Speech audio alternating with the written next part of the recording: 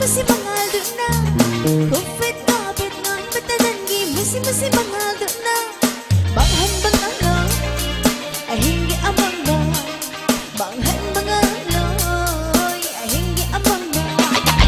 Nuksi pamansa kan juribi aira, nak niyoy pamatujang gadra.